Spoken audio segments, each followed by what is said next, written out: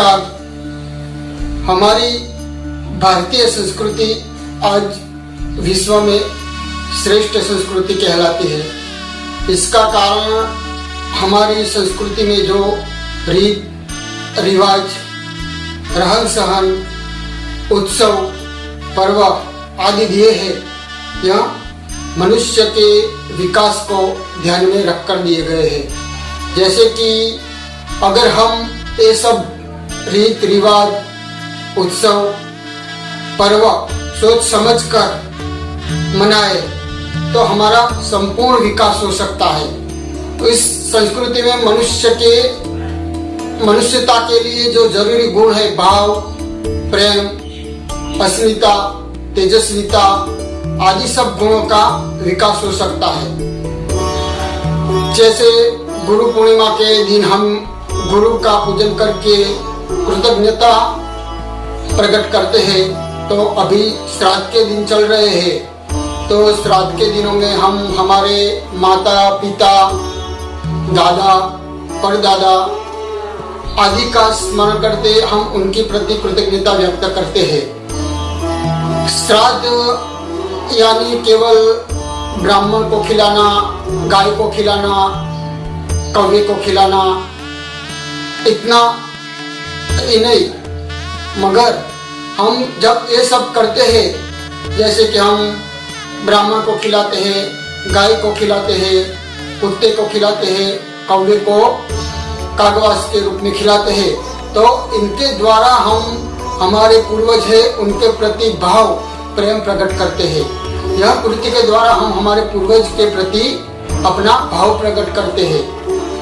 मगर अफसोस कि आज हम श्राद्ध के दिनों में केवल हमारे माता पिता, दादा दादी माँ, परदादे आदि को ही स्मरण करते हैं, मगर श्राद्ध का अर्थ इतना सीमित नहीं।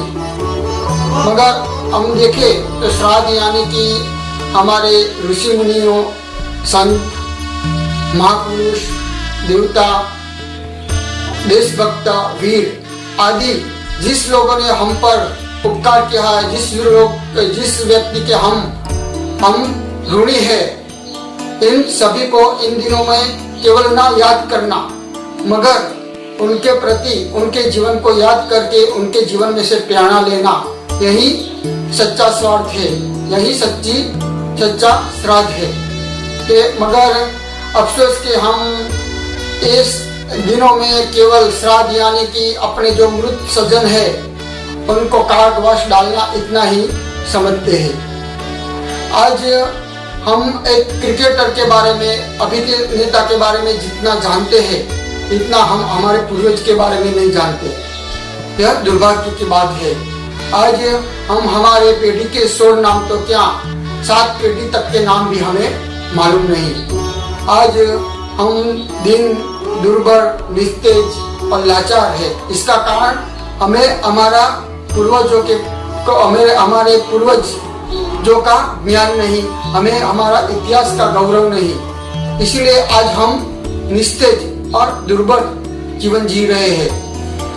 अगर हम देखें तो ईश्वर के बाद हम पर अगर किसी का सबसे पहले ऋण है तो हमारे ऋषि मुनियों का।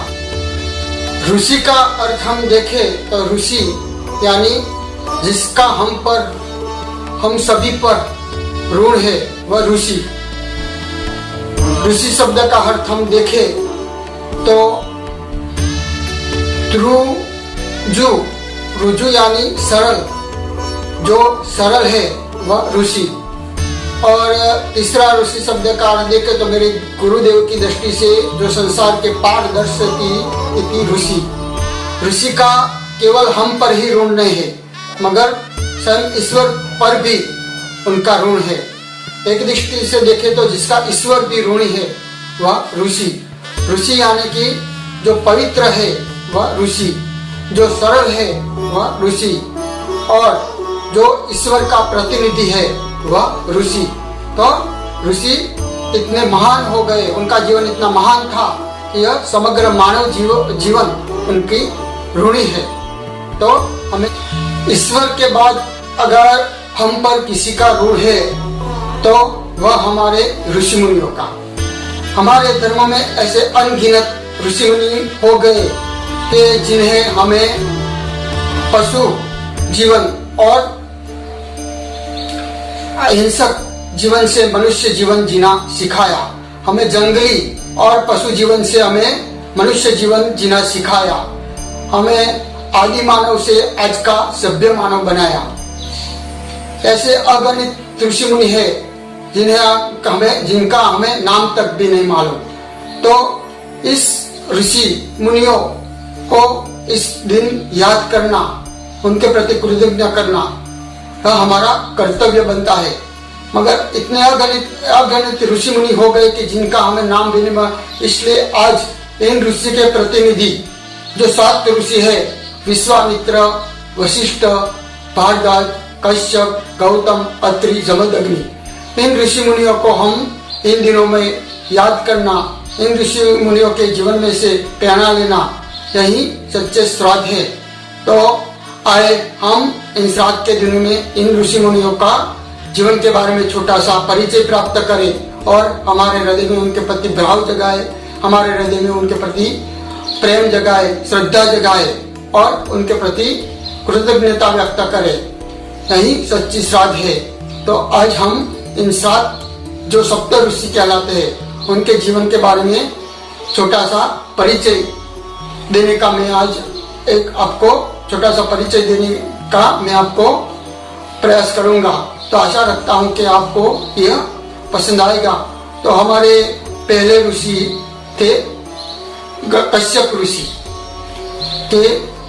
कश्यप ऋषि वह बहुत महान ऋषि हो गए जो मरीचि ब्रह्मा जी के मानस पुत्र मरीचि ऋषि के वह पुत्र थे।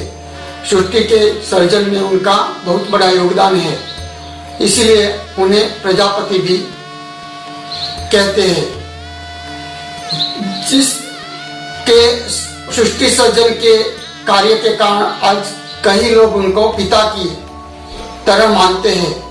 और इसलिए जिस व्यक्ति को आज अपना गोत्र के बारे में नहीं मालूम होता, जिस व्यक्ति को आज अपना गोत्र नहीं मालूम होता, वह अपने आप को कश्यप गोत्र बताता है। तो कश्यप ऋषि का बहुत बड़ा सृष्टि के सर्जन में योगदान है। इसलिए आज जो गोत्रहीन है उस व्यक्ति सभी अपने आप को कश्यप गोत्र बताते हैं।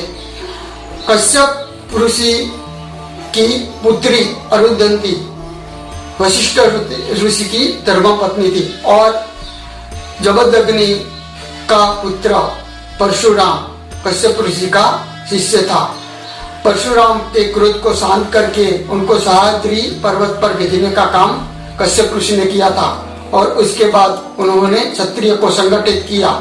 इतना ही नहीं, मगर परशुराम से दक्षिणा में पाई इस पृथ्वी को उन्होंने 6 भाग में विभाजित किया और उसके बाद जो 6 ऋषि थे उनको यहाँ सौंप के वो उनकी जवाबदारी उनको सौंप के वो चले गए। तो इतने वो निष्प्रही और इतने महान ऋषि थे कि आज भी हम उनके जीवन को याद करके धन्य बनते हैं। ये इतने महान ऋषि हो गए, इन्होंने सृष्टि सर्जन में सबसे पहले योगदान दिए। कश्यप ऋषि के बाद दूसरे हमारे महान ऋषि है अत्रि ऋषि। के अत्रि ऋषि ब्रह्मा जी के पुत्र थे और मेरे गुरुदेव की दृष्टि से देखे तो अत्रि का अर्थ है अत्रि, यानी कि जो तीनों गुणों से परे है, सत्व गुण, रजोगुण और तमोगुण, इन तीनों गुण से जो परे है वह अत्रि। तो अत्रि ऋषि भी एक महान ऋषि हो गए जिन्होंने सबसे पहले लोकशाही का विचार दिया था, लोकशाही का पुरस्कार किया था। और यही तो यही मगर के सूर्य ग्रहण के बारे में सबसे पहले जो विचार दिया हो, सूर्य ग्रहण के बारे में सबसे पहले जो जानकारी दी है तो वह अत्रि ऋषि है। और अत्रि ऋषि और अनसुईया माता की जोड़ी आज भी दाम्पत्य जीवन के लिए एक आदर्श मानी जाती है। उनके दाम्पत्य जीवन से आज भी कई दंपति उनके जीवन में प्रेरणा लेते हैं। अत्रि ऋषि की धर्मपत्नी अनसुईया माता बहुत प्रभावशाली थे। उन्होंने अपने पातिव्रत के प्रभाव से ब्रह्मा, विष्णु और महेश तीनों लोगों को बालक बना दिया था। इतना ही नहीं, उन्होंने माता सीता को भी पातिव्रत धर्म का उपदेश दिया था। अत्रि और अनसुया माता को कुल 4 प्रभावशाली पुत्र हुए थे। इनमें एक हमारे भगवान दत्तात्रेय, दूसरे तपोनिष्ठ दुर्वासा ऋषि, तीसरे जिसने सोमनाथ ज्योतिर्लिंग की स्थापना की वह सोम यानी कि चंद्र, और चौथे पुत्र देवरूप आर्यव्रत। तो इतने महान उन्होंने 4 पुत्र दिए। और एक आदर्श दंपति का जीवन कैसा होना चाहिए वह उन्होंने स्वयं जीकर एक आदर्श प्रस्तुत किया। इसके बाद हम तीसरे ऋषि हमारे के बारे में जाने तो वह थे हमारे वशिष्ठ ऋषि। तो वशिष्ठ ऋषि के रघुकुल जो हो गया रघुवंश, उनके कुल गुरु थे। और भगवान श्री राम, भरत, लक्ष्मण और शत्रुघ्न को पढ़ाने का सौभाग्य उन्हें प्राप्त हुआ था। वशिष्ठ ऋषि के इन रघुवंश के कुल गुरु थे। इतना ही नहीं, मगर उनके पुत्र पाराशर ऋषि के वह दादा थे, और जिसने वेद, उपनिषद और महाभारत जैसे कई ग्रंथ लिखे वह वेद व्यास के परदादा थे। वशिष्ठ ऋषि ने सबसे पहले स्वयं शासित समाज का प्रयोग विश्व में सबसे पहले उन्होंने किया था। और उन्होंने भगवान श्री राम और ऐसे कई महान शिष्य के वो गुरु थे। इसके बाद हम देखें तो वशिष्ठ ऋषि के बाद हमारे चौथे महान ऋषि हो गए विश्वामित्र ऋषि। विश्वामित्र ऋषि एक क्षत्रिय राजा थे। वह बचपन से ही बहुत महत्वाकांक्षी और जिद्दी थे। वह एक बार जो बात तय कर लेते वह पाकर ही रहते। उन्होंने जब राजा थे तब वो वशिष्ठ ऋषि के आश्रम में गए थे। वहां उन्होंने कामधेनु गाय के चमत्कार देखे और उस कामधेनु गाय को पाने के लिए वशिष्ठ ऋषि को बताया, मगर वशिष्ठ ऋषि का इनकार करने पर उन्होंने वशिष्ठ ऋषि के साथ युद्ध किया और इस युद्ध में उनका पराजय होने के बाद उन्होंने अपनी छात्र तेज पर उन्होंने अपनी राज सत्ता पर धुना हुई और सब रात पात छोड़कर वहां तप करने के लिए जंगल में चले गए और उन्होंने घोर तपस्या के इस तप से कारण उन्होंने इंद्र भयभीत होकर उन्होंने उनके तपोभंग करने के लिए मेनका को भेजा और अपसरा मेनका ने विश्वामित्र की तपस्या भंग कर दी। विश्वामित्र गायत्री मंत्र के भी दृष्टा थे और इस मंत्र के प्रभाव से उन्होंने दूसरे स्वर्ग की भी रचना की थी।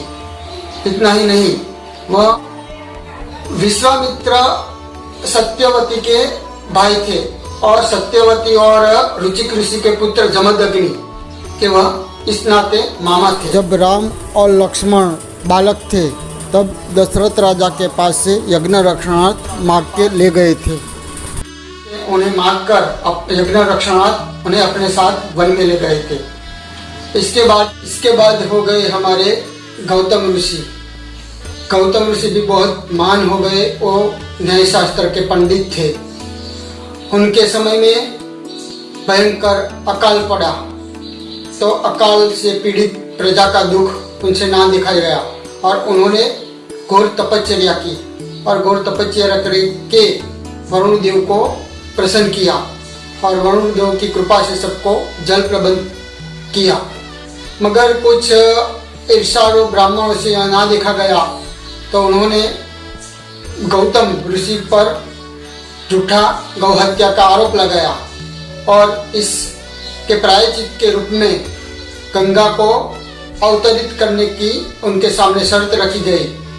तो यह शर्त पूरी करने के लिए गौतम ऋषि इन झूठे गौ हत्या का आरोप का प्रायश्चित करने के लिए उन्होंने भगवान शिव का घोर तप किया और भगवान शिव को कुरतप करके प्रसन्न किया। इतना ही नहीं, मगर भगवान शिव की कृपा से उन्होंने यहाँ वही स्थान पर उन्होंने गंगा माँ का अवतरण करवाया और गंगा माँ का अवतरण करके अपनी झूठी गौ हत्या का प्रायश्चित किया। तो इतने वह सरल और महान ऋषि थे। हमारे राम भक्त के, श्री राम के महान भक्त हनुमान जी की माता अंजलि देवी उनकी पुत्री थी। तो इस नाते वह हनुमान जी के नाना थे। तो जहाँ उन्होंने भगवान शिव को प्रसन्न किया था वह आज का त्र्यंबकेश्वर ज्योतिर्लिंग, जो 12 ज्योतिर्लिंग में आज उनका महत्व का स्थान है। तो इसके बाद हमारे 5वें ऋषि देखे तो वह थे भारद्वाज ऋषि। भारद्वाज ऋषि बहुत प्रभावी थे। उन्होंने कहीं मंत्र वेदों में रचे हैं। इतना ही न, वो महान एक वैज्ञानिक थे। उन्होंने यंत्र विज्ञान पर कहीं शोध की थी और आज हम जो विमान देखते हैं उस विमान के बारे में भी उन्होंने काफी जानकारी उसने विमान कम ग्रंथ में दी है। और इतना तो इतना, मगर भारद्वाज ऋषि ने सभी मनुष्य को, सभी प्राणियों को प्रेम करना सिखाया था। और आज हम जो गाय में 33 कोटि देवता होने की बात कर रहे हैं वह कल्पना और भारद्वाज ऋषि ने दी थी। पांडव और कौरव के गुणों दोहन यह भारद्वाज ऋषि के ही पुत्र थे। और भारद्वाज ऋषि बहुत दिशप्रिय और तेजस्वी और प्रभावी ऋषि हो गए, जिनके मंत्र आज भी वेद में हमें दिखाई देते हैं। इनके बाद हमारे सप्त ऋषि थे, वह जामदग्नि ऋषि। रुचिक ऋषि और सत्यवती के पुत्र थे जामदग्नि ऋषि। जामदग्नि ऋषि बचपन से ही शास्त्र तेज से युक्त थे और वह बहुत क्रोधित होते थे। परशुराम उनके ही पुत्र थे। जामदग्नि ऋषि ने बहुत वो शस्त्र के साथ शास्त्र का प्रचार करते थे। और वह हमने देखा कि वो विश्वामित्र ऋषि के भांजे थे। तो सज्जनों, यह थे हमारे सप्त ऋषि। इन सप्त ऋषि के बारे में मैंने आपको एक छोटा सा परिचय देने का प्रयत्न किया है कि माना जाता है कि इन सप्त ऋषियों को हम सुबह स्मरण करने से हमारे पाप धुल जाते हैं।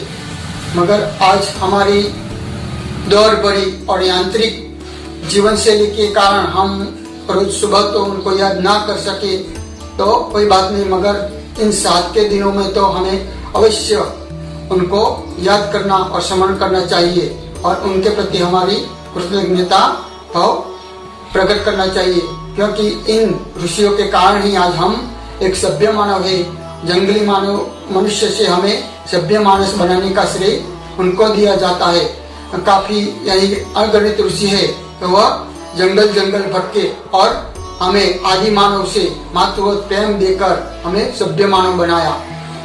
इन ऋषि के बारे में मैंने मेरी शक्ति अनुसार, मेरी बुद्धि अनुसार आपको परिचय जो दिया है, इतना परिचय काफी नहीं।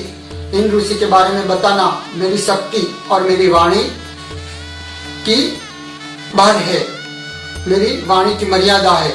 मगर मेरी गुरु कृपा से और मेरे गुरु की से मैंने जो भी इनके बारे में जानकारी दी है वह मैं एक माध्यम बनकर आपको मैंने यह उसका परिचय देने का प्रयत्न किया है। आज जब हम इन सबको भूल रहे हैं, हमारी आने वाली पीढ़ी हमारे ऋषि मुनियों और हमारे पूर्वजों के बारे में भूल रही है। और आज हम श्राद्ध आने के बस के काव्य को कागवास डालना और हमारे पूर्वज को याद करना इतना ही जानते हैं, तब इन सब ऋषि मुनियों को भी हमारी पीढ़ी को, आने वाली पीढ़ी को जानकारी मिले और उनके बारे में कृतज्ञता भाव प्रकट हो। यही मेरा इस वीडियो बनाने के उद्देश्य है। तो मैं आशा रखता हूँ कि मेरी ये बात आपको पसंद आई होगी और मेरी नम्र विनती है कि आप यह वीडियो ज़्यादा से ज़्यादा लोगों को शेयर कीजिए और हमारे महान ऋषि मुनियों के बारे में उनको जानकारी मिले, इसके बारे में आप मुझे सहयोग दीजिए।